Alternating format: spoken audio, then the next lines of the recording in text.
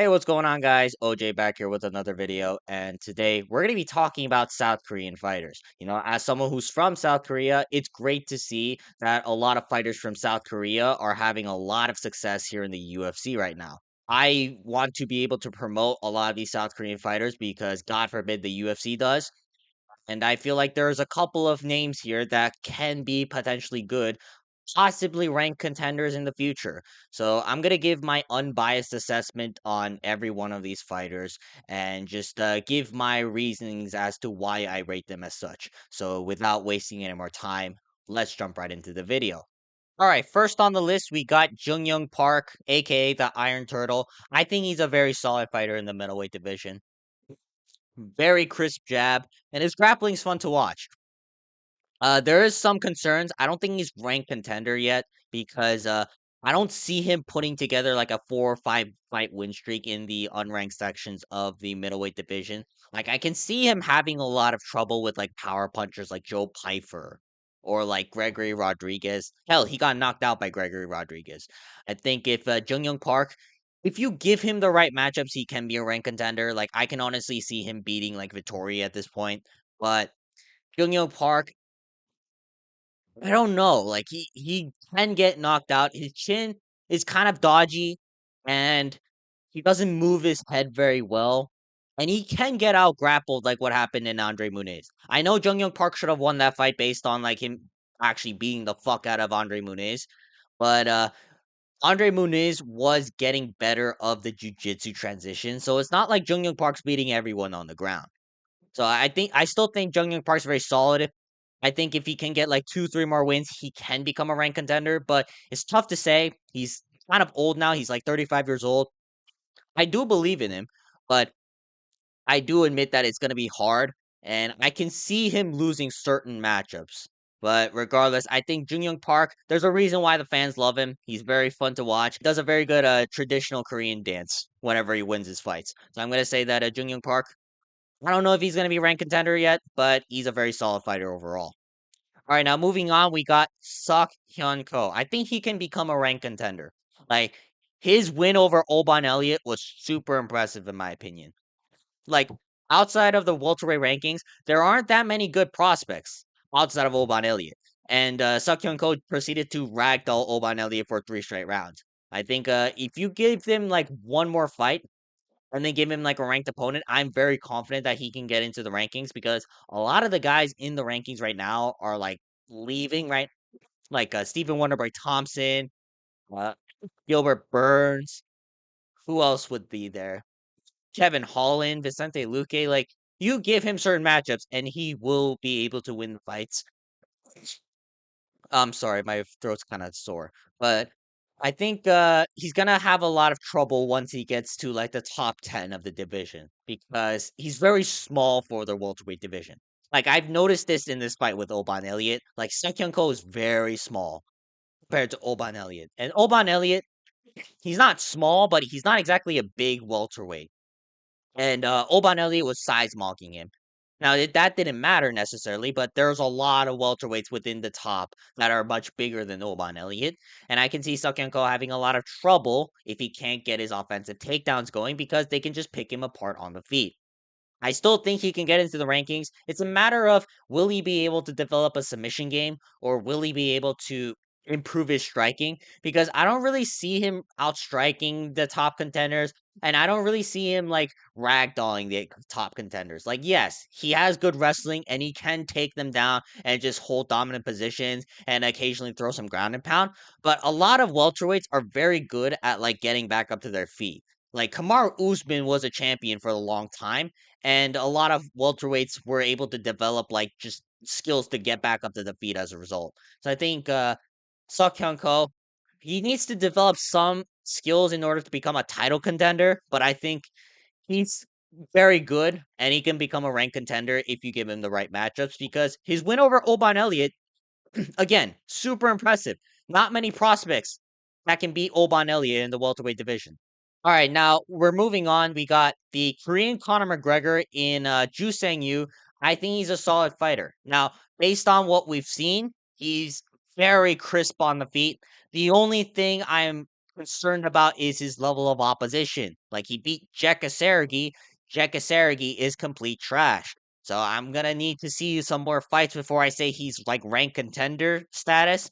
But based on what I've seen, Ju Sang Yu is again his striking so crisp, like Conor McGregor esque. I think you give him like strikers, fun matchups, and he can find himself within the rankings. I hope the UFC does that because like I don't really want to see him fight like any wrestlers anytime soon. Like I do believe like wrestlers outside of the rankings can beat him. Like who's that guy's name? I'm forgetting. I'm forgetting. Who's the guy that just beat Joe Anderson Brito?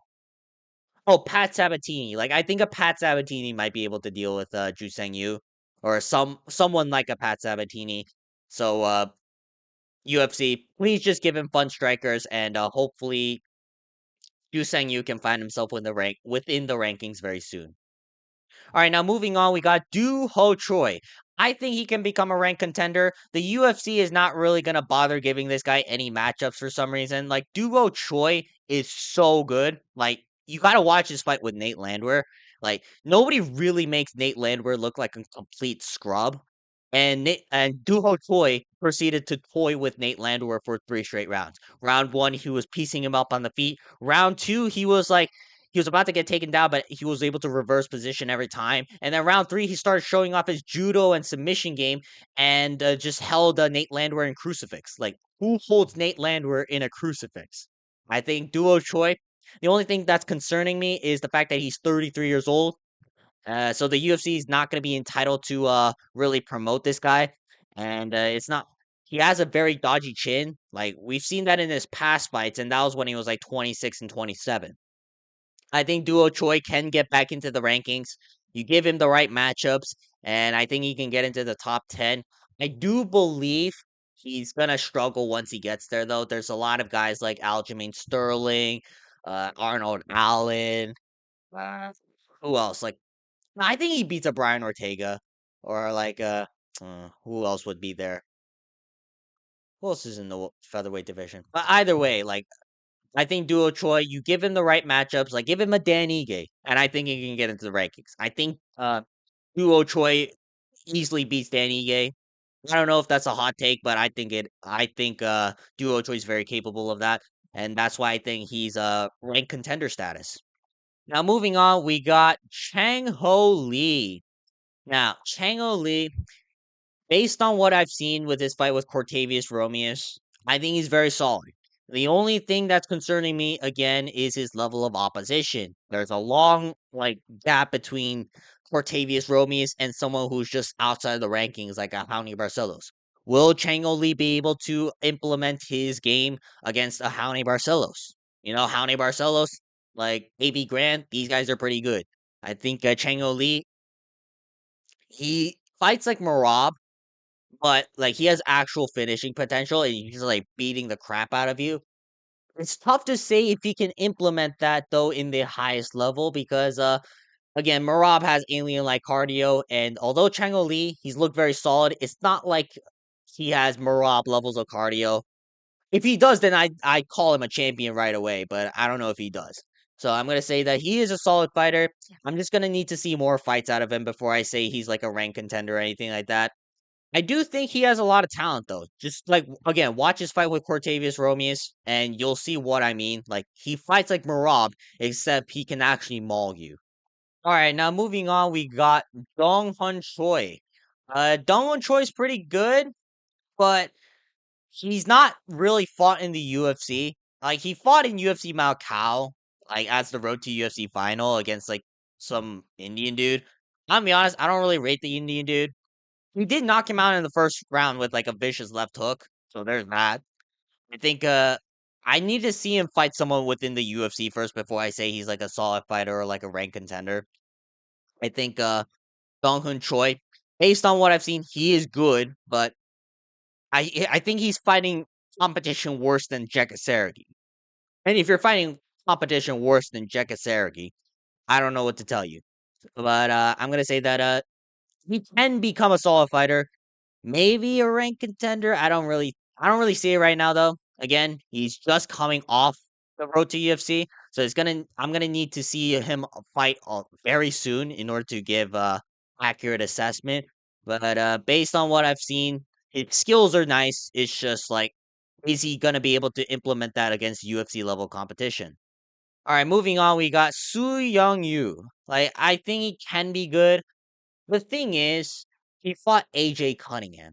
AJ Cunningham is not very good, and he took AJ Cunningham to a decision. I don't really like that. I think you got to finish AJ Cunningham if you're gonna be like a ranked contender or like a solid fighter. I think Su Young Yu also, he doesn't have finishing potential. That's my only gripe with him. Like, he's very good at wrestling, but he's not good at keeping opponents on the ground, and he's not very good at like finishing people on the feet. It's not like he has like vicious KOs in it or like wicked submissions. Like, he's just very good at implementing the wrestling and just controlling you for a 29-28 decision. I think Su Young Yu, it's hard to say whether or not he's going to fight someone like who's like decently respected. Like, I think he can fight like who would be a good test for him? Hmm. I'd say like a Muin Gafurov. Like, we'll give him Muin Gafurov first, and then we can see how good he is. But again, AJ Cunningham, not very good. And before that, he didn't look all that impressive in the road to UFC. So I'm gonna say that Su Young Yu, uh again, his wrestling's solid, but I'm gonna need to see more out of him before I can like consider him like a solid fighter or like a ranked contender. Now moving on, we got Sung Woo Choi. It's unfortunate. Like, Sung Woo Choi's been knocked out way too many times in the UFC, and it's kind of sad. It made me very upset when Kevin Vallejos did what he did against Sung Woo Choi. And listen, I think at one point Sung Woo Choi was considered like a decent prospect. Like, he knocked out Julian Rosa. Who else did he knock out? Like, I don't know, but like anyways, like Sung Woo Choi, it's just that he's been knocked out way too many times. His chin's not gonna be there anytime soon, and unfortunately for Sung Woo Choi, I think the UFC cut him. Like, I would be surprised if he hasn't been cut, but like even if he hasn't, the Sungwoo Choi is probably gonna get fed to the next hyped up prospect. And I think it's very unfortunate because he has good skills. His chin just can't keep up. And the other thing about him, he fights like a marauder. And I don't really like that because he's 6 feet tall in the featherweight division. All right, now moving on, we got Sung Gook Choi. Many of you probably don't know who this guy is because he hasn't fought since 2023. But Sung Gook Choi, he fought Hyun Park, who's going to be last on this list. And Sung Gook Choi, he had a reasonably competitive competition with Hyun Park. Now, it's going to be tough to say whether or not Sung Gook Choi is going to be able to implement his game against like UFC level opposition, but he looked reasonably good on the feet. And I think Sunguk Choi, it's just that he hasn't fought. I do want to see him fight though. Like, I think he can beat the bottom of the barrel like flyweight competition because again, third round against Hyun Park looks pretty good. Like, Hyun Park has looked dominant in every other fight. So I think Sunguk Choi, hopefully he comes back. I don't know if the UFC still signed him, but he's active on the UFC roster. So I'm gonna say that Sunguk Choi, if he fights, he can be good. All right, now last but not least, we got Hyun Sung Park.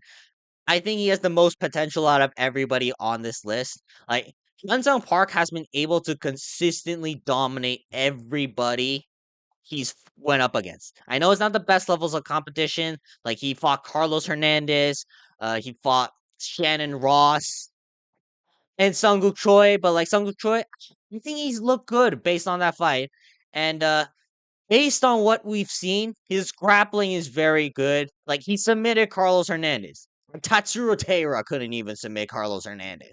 And his striking isn't all that bad. Like, he knocked out Shannon Ross. I know it's Shannon Ross, but like the techniques he was using in order to find the knockout was very solid. So I'm gonna say that Hyun Sung Park, I don't know where he's gonna go from here.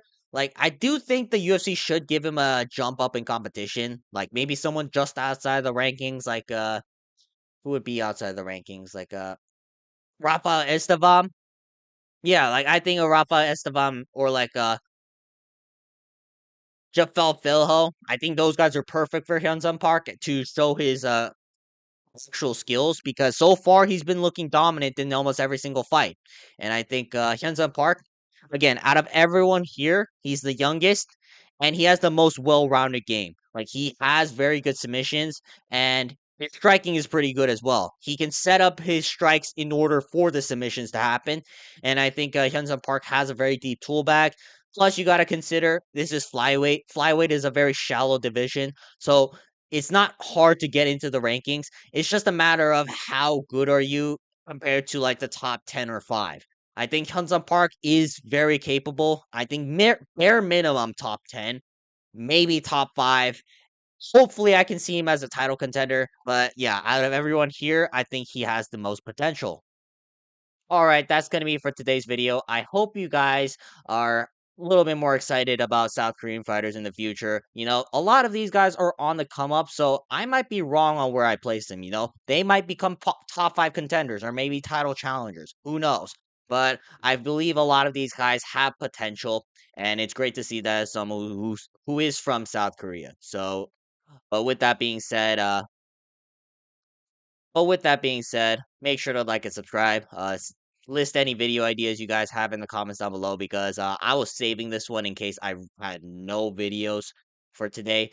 But yeah, other than that, make sure to like and subscribe, and I will see you guys next time. Peace.